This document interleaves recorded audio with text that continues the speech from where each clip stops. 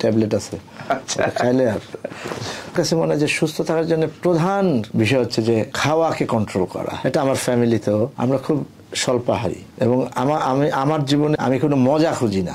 আমার ঢাকা শহরে না, শুধু পৃথিবীতে আমার কোনো এমন কোনো খাবারের প্রতি কোনো শখ না। আমি প্রায় 27-28টা দেশ, ইউরোপ, আমেরিকা, অস্ট্রেলিয়া সব ঘুরে আসছি।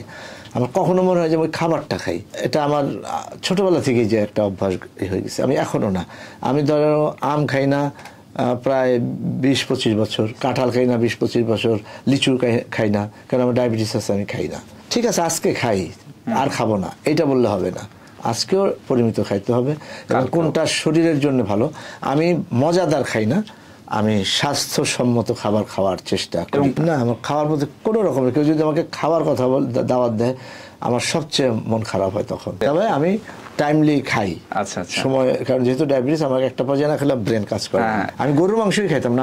আমার বয়স যখন 32, তখন থেকে আমি গরুর মাংস খাওয়া ধরেছি। তার আগে জীবনে আমি গরুর মাংস খাইনি, কারণ আম্মা কোনো কারণে হয়তো অজ্ঞাত করে, আমি জানি না, কোনোদিন গরুর মাংস খাই নাই। আর আমিও সেই জন্য আম্মার সাথে আমি জীবনেও খাই না। আমি বিয়ে করার পরে আমি গরুর মাংস, শ্বশুর বাড়িতে যাওয়া হলো, তখন এক টুকরা খাও বাবা, খাইলাম, বাস।